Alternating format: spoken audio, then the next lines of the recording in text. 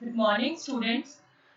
हम विश्व सामरिकता से संबंधित जो दृष्टिकोण है उनके बारे में बात कर रहे थे और हमने मैकेंडर और स्पाइकमैन के जो सिद्धांत हैं, मैकेंडर का हार्टलैंड थ्योरी एंड स्पाइकमैन का रेमनैंट थ्योरी के बारे में चर्चा करी थी। आज हम 80 महान जो हुए हैं उनका सामुद्रिक शक्ति संबंधी जो दृष्टिकोण है उसके बारे में बात करेंगे। हालांकि हमें इनकी बात पहले करनी चाहिए थी, क्योंकि एटी महान जो है इन्होंने सामुद्रिक शक्ति को ही सर्वोपरि माना और इसी दृष्टिकोण से इन्होंने विश्व सामरिकता की दृष्टि से जो महत्वपूर्ण क्षेत्र है उसके बारे में बताया, जिसके बारे में हम आज शुरू करेंगे। तो सबसे पहले अगर हम देखें तो पूर्व भूगोल जो है यानी प्राचीन भूगोल जो है उसकी मुख्य उपयोगिता स्थानीय प्राकृतिक दशाओं के विश्लेषण के आधार पर क्षेत्रीय समस्याओं के निरूपण और समाधान पर केंद्रित थी। अर्थात पहले जो भूगोल था उसका मुख्य उपयोग या मुख्य कार्य क्या था कि स्थानीय प्राकृतिक दशाएं जो है उनके विश्लेषण के आधार पे विभिन्न क्षेत्रों में जो समस्याएं हैं उनका निरूपण करना और उनका समाधान करना। लेकिन जब कोलंबस का युग आया तो कोलंबस युग के प्रारंभ के साथ ही यूरोपीय समुद्र तटीय देश जो थे उनमें उन वहां के लोगों ने क्या करा कि पृथ्वी के विभिन्न भागों में वो लोग गए, विभिन्न स्थानों में वो गए और उन्होंने वहां पर अपने उपनिवेशों की स्थापना करना शुरू किया। क्योंकि यूरोप जो था वहां पर सबसे पहले औद्योगिक क्रांति आई। ठीक है, वो महाद्वीप की दृष्टि से छठे नंबर पे आता है आकार की दृष्टि से, क्षेत्रफल की दृष्टि से। तो एक तरह से वहां पर क्षेत्रफल कम था, लेकिन उस समय जनसंख्या अधिक थी और वहां पर औद्योगिक क्रांति सबसे पहले आई थी। वहां पर तकनीकी ज्ञान जो था वो बहुत अधिक था। तो वहां से लोग जो हैं जब नई दुनिया की खोज हुई, कोलंबस ने यात्रा प्रारंभ करी और नए स्थानों की, नए देशों की खोज करी, तो वहां से जो लोग थे वो उन क्षेत्रों में गए और उन्होंने अपने उपनिवेशों का वहां पर उपनिवेश अपने स्थापित किए। 19वीं शताब्दी के अंतिम चरण में ये जो उनका उपनिवेशवाद था, उपनिवेश स्थापित करने की जो होड़ थी वो अपनी चरम सीमा पर थी यूरोपीय देशों की। सामरिक चिंतन धारा समय विशेष की संचार तकनीकी और आवागमन के साधनों पर निर्भर करती है। सामरिक चिंतन धारा है जो है वो किसी भी समय विशेष में वहां उस समय के संचार व्यवस्था जो है, तकनीकी विकास जो है, आवागमन के साधन जो है, इन सबसे बहुत अधिक प्रभावित होती है, इनसे नियंत्रित होती है। तो अगर हम देखें तो क्षेत्र की सामरिकता से तात्पर्य क्या है?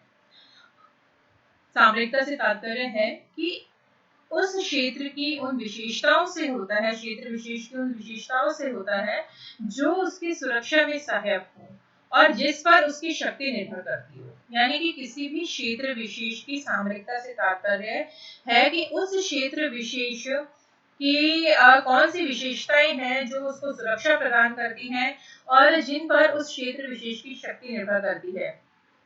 यह तथ्य प्राकृतिक, आर्थिक, सांस्कृतिक कुछ भी हो सकता है। विश्व सामरिकता से संबंधित जो है विभिन्न भूगोलवेताओं ने कार्य किया और अपने विचार दिए हैं, जिनमें कैजेलन और हाशोफर जो है इन्होंने सबसे पहले अपने विचार दिए और उनके बाद महान मैकेंडर, स्पाइकमैन, मैनिंग, होशोन, डी सेवेस्टाई आदि जो विद्वान हुए उन्होंने क्षेत्र सामरिकता से संबंधित अपने जो विचार हैं वो दिए। अब हम बात करते हैं एटी महान के विचारों के बारे में। तो एटी महान जो है ये अमेरिकी विद्वान थे और ये सामुद्रिक शक्ति को ही सर्वोपरि मानते थे और इन्होंने सामुद्रिक शक्ति का ही सर्वप्रथम राज्यों के ऊपर प्रभाव जो है वो व्यक्त किया। महान सामुद्रिक शक्ति प्रसार और नौ सामरिक चिंतन के महत्वपूर्ण विचारक हुए हैं और इन्होंने 20वीं शताब्दी के प्रारंभिक वर्षों में यूएसए, संयुक्त राज्य अमेरिका की विदेश नीति को विश्व स्तर पर एक नया आयाम दिलाया। महान संयुक्त राज्य अमेरिका की नौसैनिक अकेडमी के स्नातक थे और अमेरिकी नेवी में भी रियर एडमिरल के पद पर उन्होंने 1906 में अवकाश ग्रहण किया तब तक वो अमेरिकी नेवी में कार्यरत थे। महान ने दो बुक्स लिखी है, जिसमें सबसे पहले है इनकी लिखी हुई किताब the influence of sea power on history. उसके बाद इन्होंने लिखी the influence of sea power upon French revolution and empire. And तीसरी बुक इन्होंने जो लिखी है वो है द लाइफ ऑफ नेल्सन। इन सभी किताबों में उन्होंने इस बात पर बल दिया कि आधुनिक युग जो है इसमें विश्व शक्ति के रूप में स्थापित होने के लिए सामुद्रिक मार्ग जो है वो एक नियंत्रक का कार्य करते हैं, और सामुद्रिक मार्ग जो है वो एक आवश्यक शर्त है। महान के अनुसार शक्ति विस्तार की जो विश्वव्यापी होड़ है उसमें सामुद्रिक शक्ति जो है वो हमेशा विजयी ही रहेगी। यानी कि महान ने सामुद्रिक शक्ति के ऊपर की आवश्यकता से अधिक बल दिया, और उन्होंने उन देशों को ही शक्तिशाली बताया जिनके पास सामुद्रिक शक्ति है, जिनकी नौसैनिक शक्ति जो है वो उस दृष्टि से भी देश सुदृढ़ है। महान के जो सामरिक चिंतन है, सामरिक दृष्टिकोण है, उसकी कुछ आधारभूत बातें हैं, जिसमें पृथ्वी की सतह पर सभी महासागर और सागर परस्पर मिले हुए हैं। महान ने ये माना कि पृथ्वी की सतह पर सभी सागर और महासागर जो हैं वो मिले हुए हैं, अतः सामुद्रिक यातायात एक समन्वित व्यवस्था है। ठीक है, सभी महासागर और सागर जो है वो परस्पर आपस में एक दूसरे से जुड़े हुए हैं और यह एक समन्वित व्यवस्था है। इसके बाद इन्होंने माना कि पृथ्वी पर एक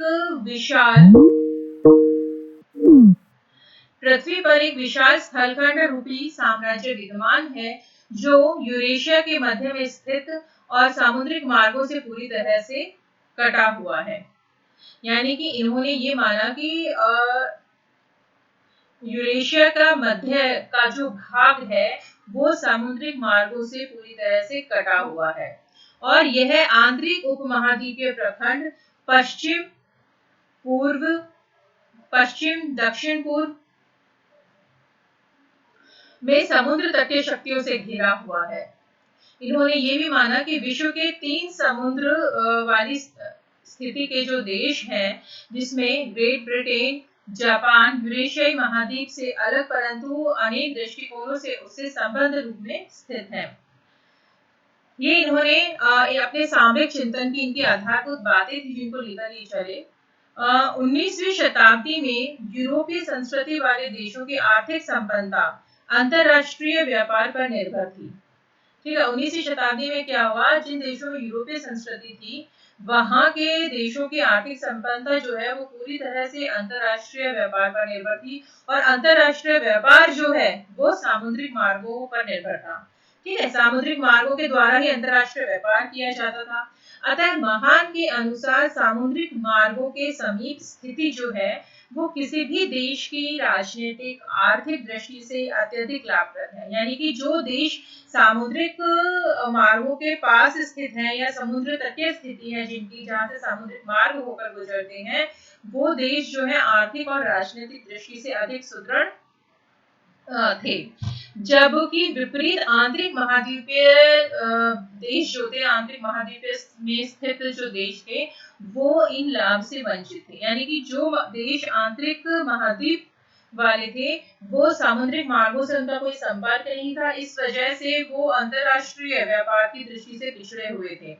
और जो देश समुद्र तटीय भागों में स्थित थे जिनका सामुद्रिक मार्गों के साथ संबंध था वो अधिक विकसित और आर्थिक और राजनीतिक दोनों दृष्टि से वो अधिक सुदृढ़ स्थिति में थे। ठीक है, इसी टॉपिक को कल हम आगे बढ़ाएंगे और महान के विचारों को के बारे में आगे और चर्चा करेंगे। तब तक के लिए थैंक यू।